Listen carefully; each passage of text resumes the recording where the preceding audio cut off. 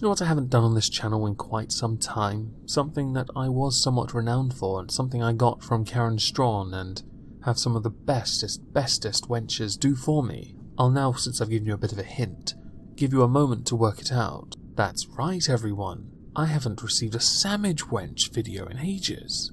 Well, today's your lucky day. You see, I've been owed one from a couple of people for quite some time. No roaming millennial still has yet to make my Sammich.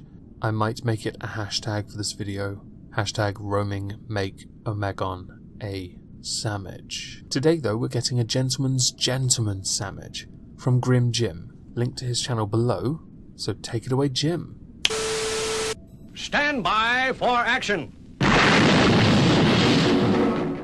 Hello friends, today we're making a sandwich for Omegon. Now Omegon normally gets ladies to put his sandwiches together for him, and while a wench can be quite beautiful, bending to pick things up out of the cupboard and so on, the trouble with getting women to make your sandwich is not only is it drastically politically incorrect in this age, but also you end up with a girly sandwich. So today we'll be making a manwich.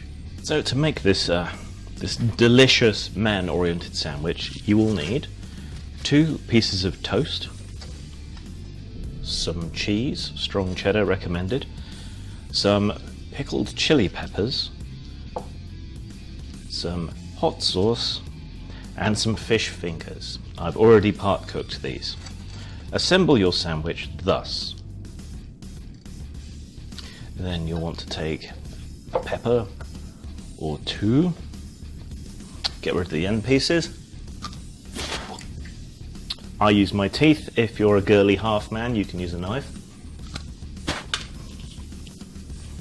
And chop them up roughly. Place the pepper pieces in between the gaps in your fish fingers.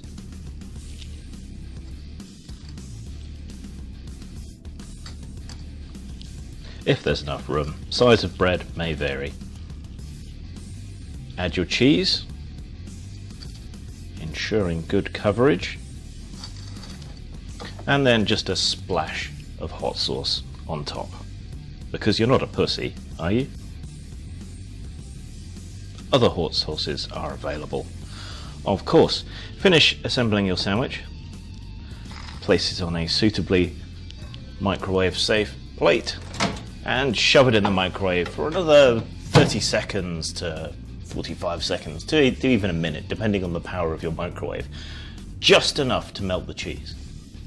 Finally, remove your sandwich from the microwave, flip it over as the bottom tends to get a little bit damp if microwaving.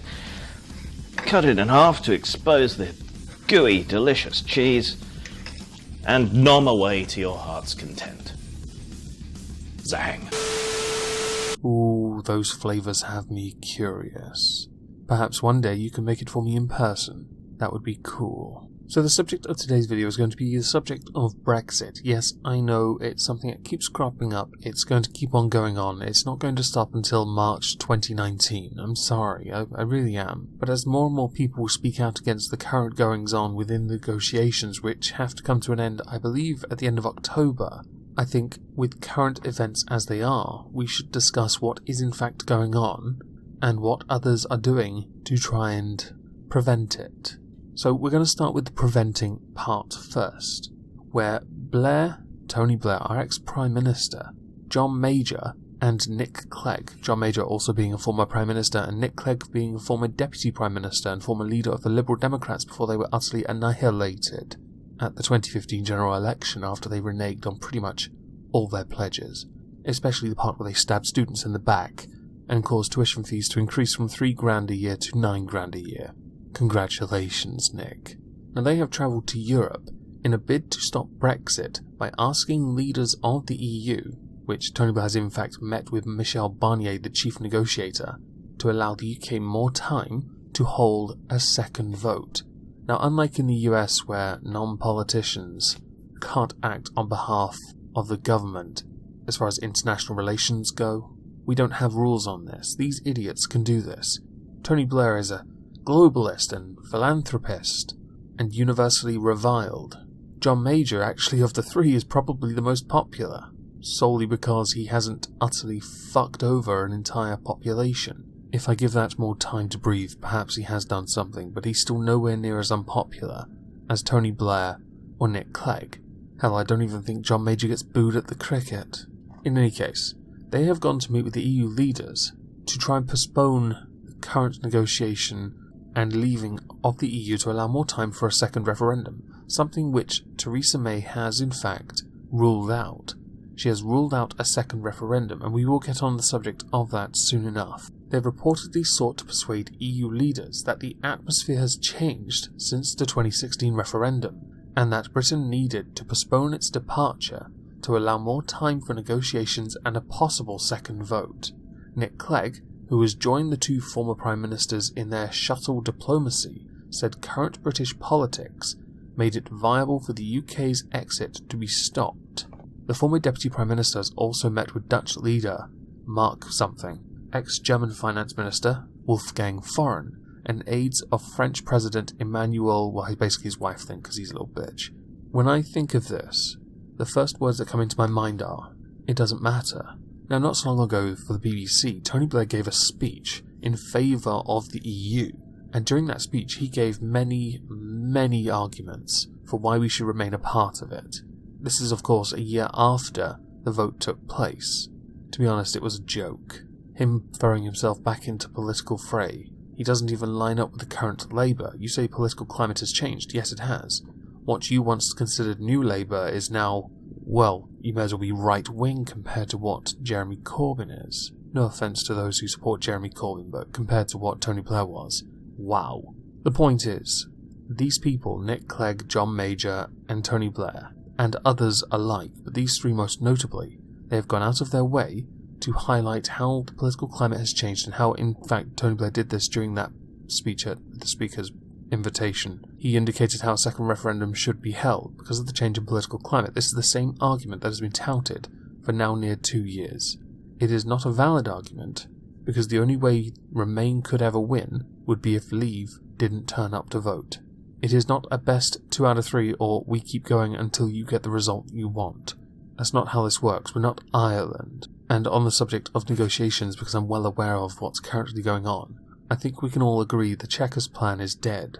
And I am also aware that Spain is trying to add a chapter about keeping Gibraltar.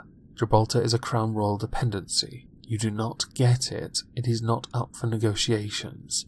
Gibraltar doesn't even want to be a part of Spain. Get this through your dense skulls. That, like many other things, is not a negotiation position you could win. Although, us knowing you want it, would surely mean you then should be more flexible with how you approach us.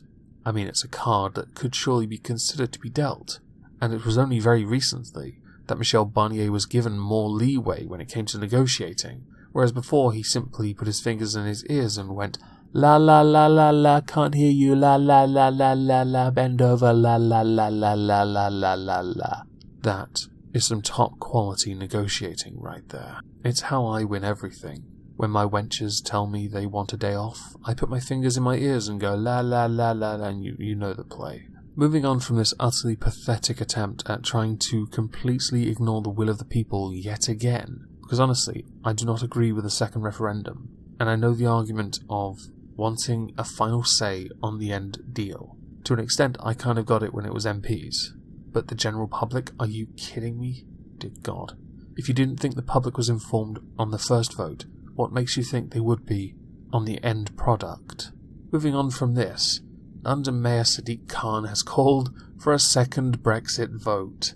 This was on the Andrew Marr show, which I can't play a clip from without getting copyright claimed. Instead, though, I can read a few quotes from what he said. The British public should have a say on the outcome of negotiations. This, to me, is a stalling tactic, and I stand by the earlier remark I made before I even started this article. You and many like you, called the British people stupid, that particular insult being targeted at those who voted to leave, citing their academic backgrounds as an indicator of intelligence. One thing I seem to have noticed over the many years I've been self-employed is that just because I've got an advanced degree doesn't make me the smartest person in the room. I am very easily outwitted over the smallest of things. For example, I called Speckled Hen an ale. I was wrong. It's a stout. But those fine little details from people who aren't as academically minded just proves academic background means jack shit. Now, unsurprising to many, one of the reasons Sadiq Khan says this is because of the handling of negotiations, which, for those that we have heard about, it has been botched. I think we can all agree on that. It has not gone well. It is almost as cringy as watching a negotiation take place on Dragon's Den. Although, I would rather have Deborah Meaden doing the negotiations for us because she never settles for anything. She never invests in anything. She's so bloody minded, it's amazing. Theoprophetus is better though.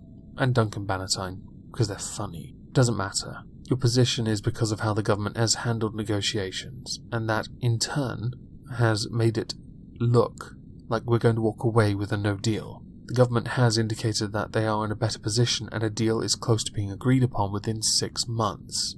To me, that's good. Of course, we don't want to trust politicians. I think we all agree when we say that we don't trust them as far as we throw them. The proof is in the pudding after all. And until this is all dealt with, we cannot say with any level of certainty that we're going to get a good deal. As we all know, we're going to be giving up about £40 billion. Unless the end deal comes with a replenishment of our non-existent gold reserves and a fund specifically designed to fill in all the potholes, I am inclined to believe we are not going to walk away from this with a good deal. I know Labour's position is no deal is a bad deal, but that's a bad deal for everyone. Nobody wants a no deal. EU especially does not want a no deal. They need a deal, which is why I am, now that the EU is finally starting to play ball, moderately optimistic that no deal is not going to happen. That said, if no deal does happen, there are options for us, with 5 other continents willing to trade with us. Just putting it out there. Now, as a direct message to finish this video off, to Tony Blair, to Nick Clegg, to John Major, and to Sadiq Khan, if you don't have a job, go enjoy retirement. If you have a job, go do your job. If you believe your job is to protect the people by going against them, all you do is reinforce the notion that politicians are self-serving elitist snobs. Okay? Anyway, I hope everyone has a lovely Tuesday, and thank you all for listening. Oh, goddowns. In your arse. Imagine my shock